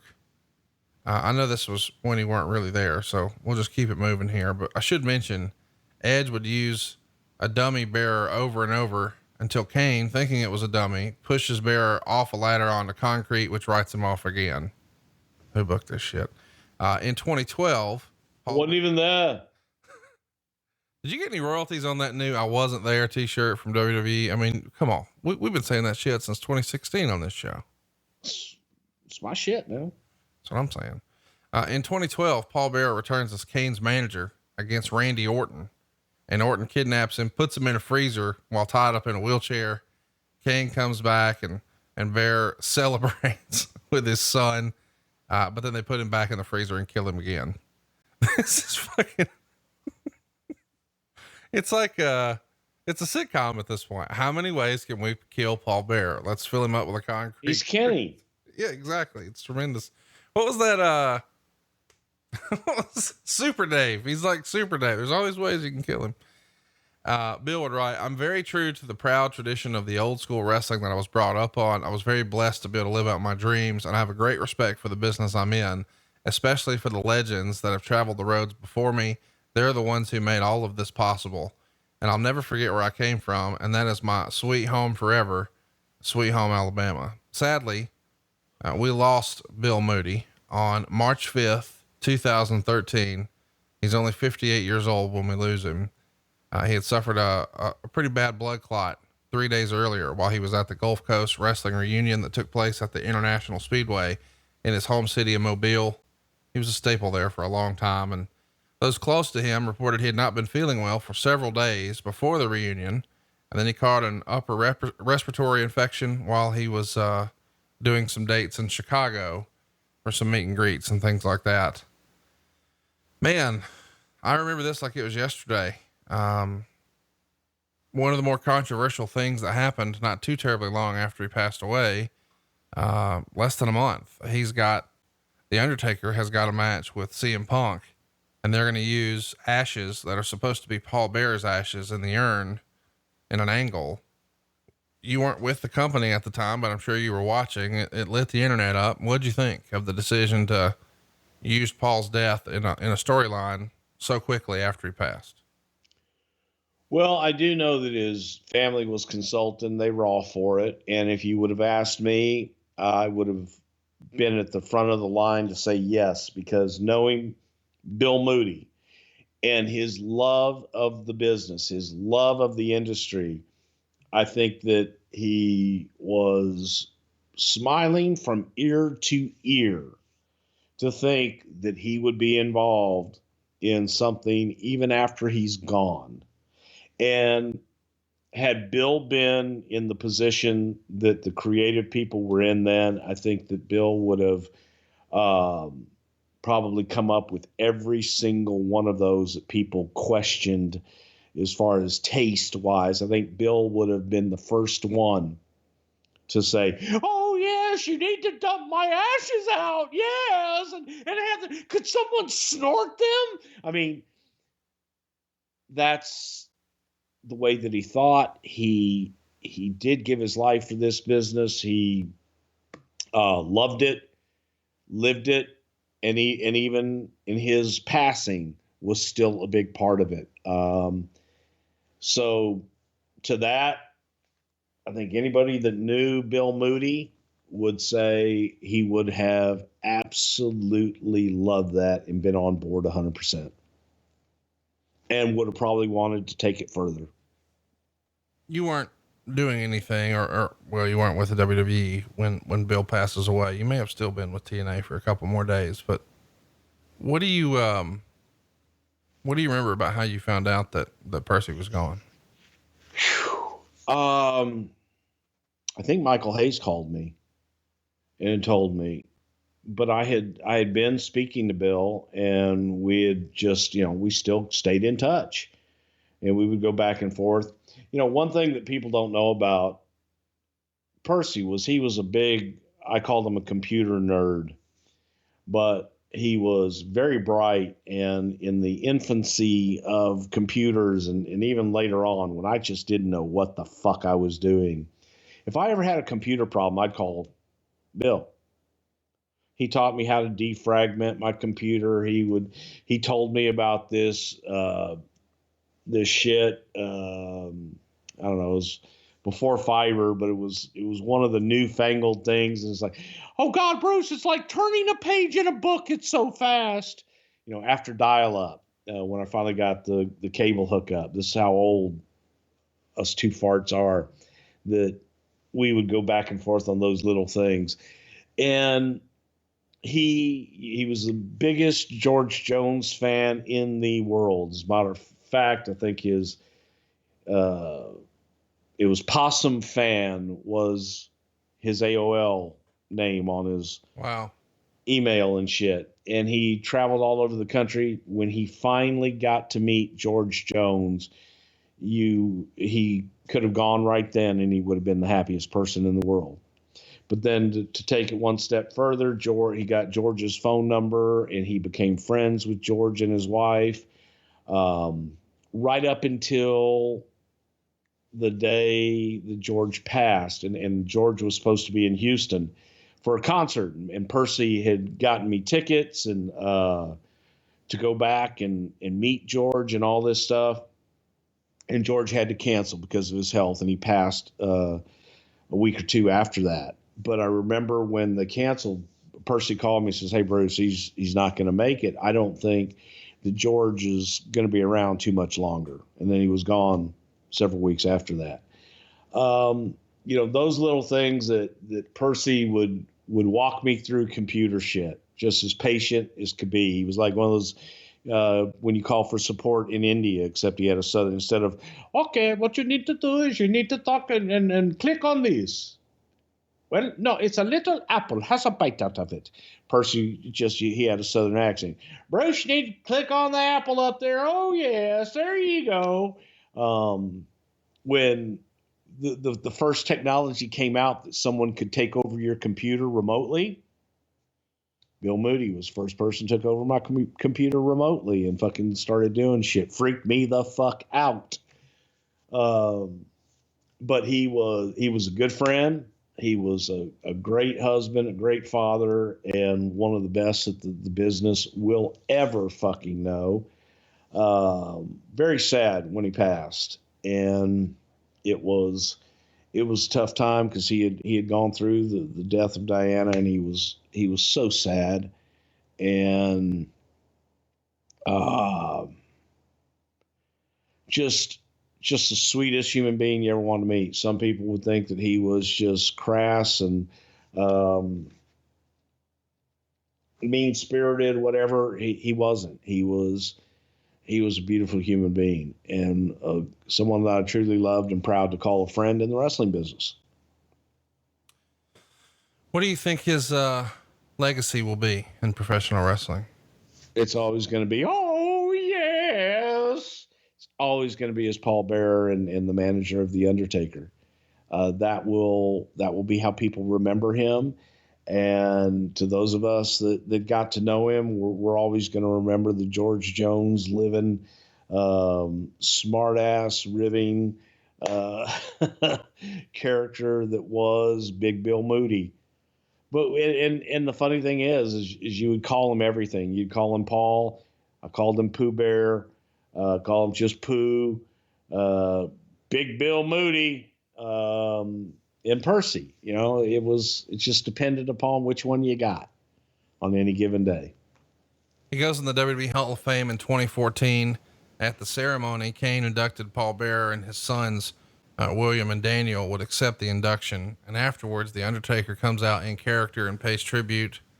Pretty special little Hall of Fame moment there, is it not?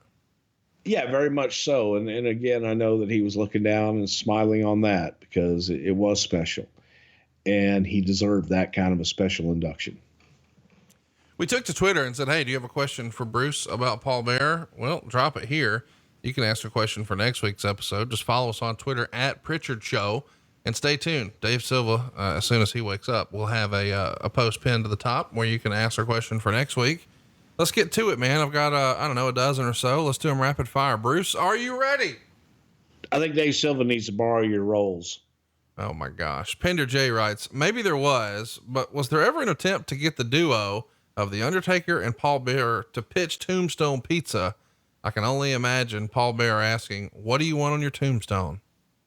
Absolutely. I would have loved that. I don't know if it was ever pitched. I know I personally did pitch it. Yes.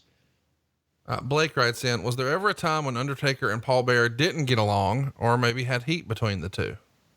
I can't ever remember a crossword between the two. Phil writes in 1996, when Paul would join up with Mankind, why didn't it work out? I thought it did work out. It just was timing thing and time to move on. But to me, it was great.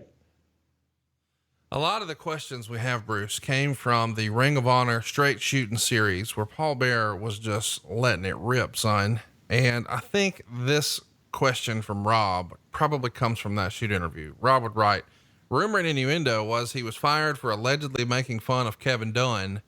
I don't know, Bruce, man, you never talked about this. Did Paul Beare and Kevin Dunn not get along? I don't know if they did or not. I have no idea. I didn't hear that.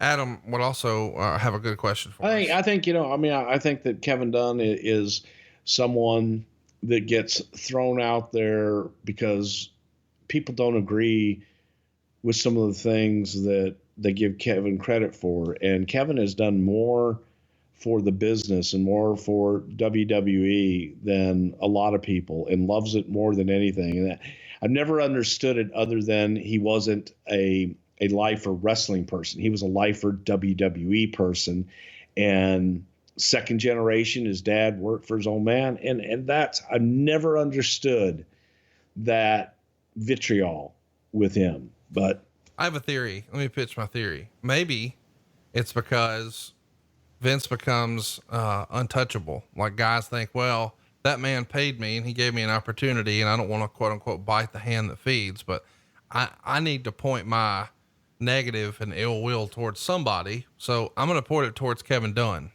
Yeah. And Kevin's not going to retort. And that's with a lot of us. You're not going to say Vince is the shits, but you'll say Bruce and Pat are the shits because Vince will forgive you and Vince will hire you. Right. You know what I mean? Right. Yeah. I've always thought that was just, he's a scapegoat for lack of a better word. Man, we got lots of questions about the urn. Adam wants to know who in storyline is the person in the urn. I think, one of our questions referenced that maybe in a promo once Tugboat said it was Undertaker's mom's ashes in the urn. Was there ever an official answer as to who or what was in the urn? No, it was the essence of the Undertaker. It was the spirit of the Undertaker, but no, it never was. Hilarious question from Drew here.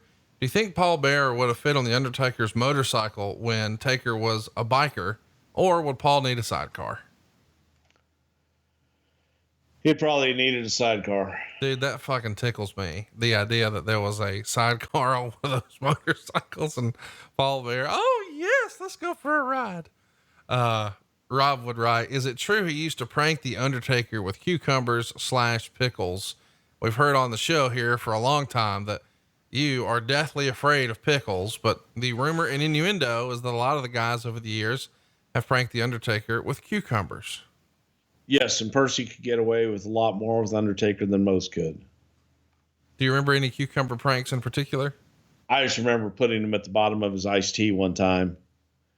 And by the time he got to the bottom, he puked. James writes in, is it true that Paul had a BSK tattoo? And do you know where it was, if so? No clue. Explain what BSK is. Some of our listeners may not know. Oh, fuck if I know. It's a tattoo they all have. A bunch of them have. They big the Undertaker's crew backstage.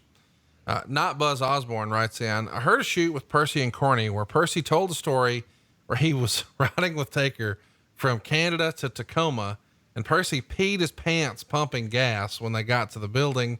Vince had Depends already waiting for him because Taker had snitched. Any insight? Never heard that one. That's I fucking like it though. hilarious. Talent writes, we've always heard that Paul was a ribber. Name the rib that he pulled that made the wrestler the maddest. Do you remember one of his ribs really pissing off somebody in the office or one of the boys? Oh boy. I always remember it because it always just comes back to me and I could see it and I could relate to it so well, was the cucumbers at the bottom of the fucking Undertaker's iced tea and him puking everywhere. Cause that was just so funny that he got Taker and I could relate to it because of my hatred of pickles. So, that was a legendary one. Straight Shooting writes in, how close of friends was Paul Beare with Jim Ross and Howard Finkel? Paul has said on a Ring of Honor shoot that Howard Finkel got ribbed mercilessly. Did Bruce ever see the chocolate cake rib that Vince used to pull on Paul Beare, or the weigh-in rib for Paul and JR? Lots of questions about ribs. Let's break it down. Howard Finkel. Do you remember Finkel being ribbed mercilessly back in the day? Fink was always good for a rib. Absolutely. And because Fink was, very trusting. So there are tons of Howard Finkel ribs, but again, when you say that, you can't think of any one of them. What about the chocolate cake rib that's referenced here? I don't know what the fuck he's talking about. What about a weigh-in rib with Paul and JR? Well, Paul, it wasn't a rib. They probably thought it was a rib, but Paul was so big at one point that Paul, Vader, Mark Henry, Big Show, they had to be weighed on like livestock scales or a scale in a warehouse where you would weigh merchandise coming in and shit like that. Mm. So they had to go special places to go get weighed. So they brought in, I know we brought in a giant scale one time at TV to have to weigh the larger folks. Phil writes in, what would it sound like if Paul Beare sang With My Baby Tonight? You know what? I can tell you exactly because we used to sing it, and it's not what you think. It's just very, spend my days working hard on the go, and my hands on the clock keep spinning too slow, because I can't wait to be at the bar tonight. Oh, yes. Bobby writes in, any stories about the heat between Paul Beare and Sonny? This has become legendary that these folks just did not get along. They didn't get along, and it was very high schoolish and just kind of back and forth, nipping at each other, and they didn't like one another. That's about it. And I remember when we finally had to sit them down and talk, and that's where if I wanted to hook you, you'd be hooked come from. Is, Chris Candido standing out there, and Jerry Briscoe and I asked Chris, said, Chris, you're going to need to leave. We don't want any words between you and Paul, and you just need to let it go. And went to ask Chris to leave, and Jerry took him by the elbow, and he said, what are you going to do, Jerry? And Jerry, what are you going to do? You going to hook me, Jerry? And Jerry says, Chris, if I wanted to hook you, you'd already be hooked. And, they just didn't like each other. Sometimes you don't like people you work with. CD has an easy one. He writes, where did Paul Beare get his urns from? The urn store. Try again. But no, he got them from the urn store. He got his caskets from Caskets R Us. Oh, there we go. But the urn store was just the urn store. Come on, man. Don't be stupid. A wrestling historian writes in, how did The Undertaker feel about being split up from him at SummerSlam 96? We sort of talked about how maybe this could have bred a little bit of paranoia with Paul. Was Undertaker ready for a singles run? Like, hey, let me just try to do it on my own and do some promos, or was he more comfortable with having Paul sort of do the heavy lifting on the mic? A little bit of both, but I think at the same time that Undertaker was looking forward to the opportunity to talk and just grow his character more. You mentioned a little earlier well, I can't wait to get to the bar. Francis writes in, what did Paul drink when he was with the boys? Jack and Coke, baby. Stephen Watts wants to know, early on, was it ever considered to give Paul multiple clients like Jimmy Hart or Bobby Heenan had before him? That's a fair question because, in 1991, you're still having sort of heel factions and heel stables. The Heenan family and Slick would have a bunch and Jimmy Hart would have a bunch. There for a long time, it was just The Undertaker Was there ever a consideration to having him maybe pull double duty with some other characters? Early on, absolutely not. He was special, and we wanted to keep him special. Jay Marsh writes, was anyone else considered for the Paul Bearer role? And before you answer, I do think it's funny that Vince we've heard a lot about how these sort of occupational gimmicks come to be, right? So they have maybe a lead on a talent and they bring them in. And you've even told the story about Barry Windham before, where you guys are just sort of interviewing Barry and you're wanting to learn about him, just what he's into, what he likes, what his history is, his real life stuff. And he mentions he's a hunter. So boom, he becomes the stalker. That doesn't seem like that's exactly the case here. They're looking for someone to be a second for the Undertaker. And maybe they don't have the name Paul Bearer yet because that hasn't fallen out of Hawk's mouth, but they know they need sort of a companion for an Undertaker figure. Were there any other ideas for, hey, this guy could do it or that guy could do it, before finally settling on or having it just fall in your lap? Jesus, this guy was an actual funeral director. He's perfect. Was anyone else ever floated? I mean, we know it started with you, but was there another name in consideration before we landed on Percy? No, there really wasn't, because I was going to be able to do it in the interim anyway. But when Percy came in, it's all timing, and it was right place, right time, right everything. And he fit. So there was no need to go beyond that. The senior writes, did Bruce and Paul really have a phone call with George Jones? With George Jones about the, who the fuck was it? Yes, we did. And it was the George Jones song, Johnny Paycheck. Johnny Paycheck did a version of a George Jones song, and I played it for Paul. And I said, have you heard this?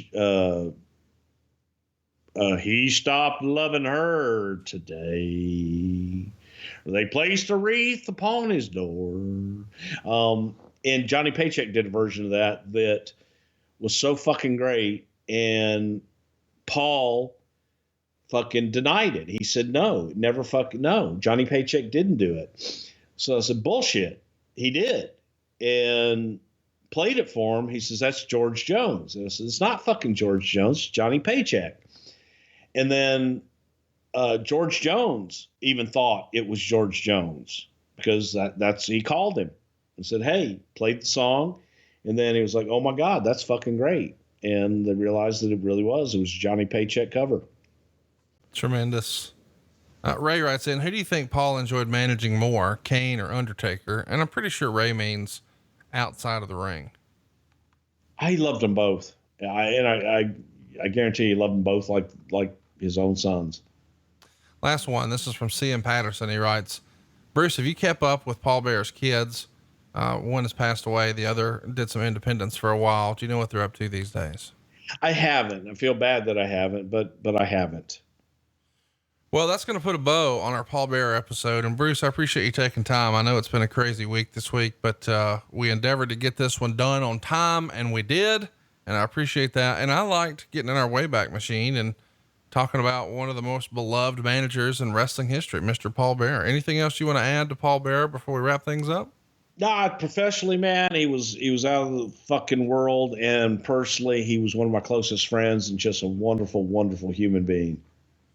Well, listen, I enjoyed doing it. I hope you guys did too. We'll be back at you next week. We've got more great content coming your way. You would have gotten this show early and ad-free if you had joined us on adfreeshows.com. And speaking of ad-free shows, we've got a hell of a bonus episode coming your way for April. We're going to talk about the Saturday night's main event from April 28th, 1990. It went down at the Frank Irwin Center in Austin, Texas. The hosts of the show are Jesse the Body Ventura and Vince McMahon. It's a big card. We've got Mr. Perfect with the Genius taking on Hulk Hogan to get us started. Then we've got Earthquake with Jimmy Hart taking on Hillbilly Jim. And then how about this dream match of sorts? The Hart Foundation versus the Rockers. But we're still not done. Haku and Bobby Heenan are going to challenge the Ultimate Warrior for the world title. We're also going to see some commercials for Arrogance, which is just phenomenal. A video package with Big Boss Man and Ted DiBiase's feud. And then we get Akeem with Slick taking on the Big Boss Man. Man, I love 1990 WWF, and I'm looking forward to covering Saturday night's main event with you. This is going to be a fun show, is it not? Can't wait. Can't wait. Check it out, adfreeshows.com. And until next time, we'll see you right here every Friday on Westwood One for another Something to Wrestle with. Bruce Prichard. Shakaka. He stopped loving her today. Hey, it's Conrad Thompson. Thanks for checking out the podcast here on YouTube. Be sure to hit the subscribe button and the notifications bell so you get a notice anytime we upload some new content. And go save yourself some money right now. If you're in a 30-year loan or you have credit card debt, it's not a matter of if I can save you money. It's a matter of how much. Find out right now for free at SaveWithConrad.com.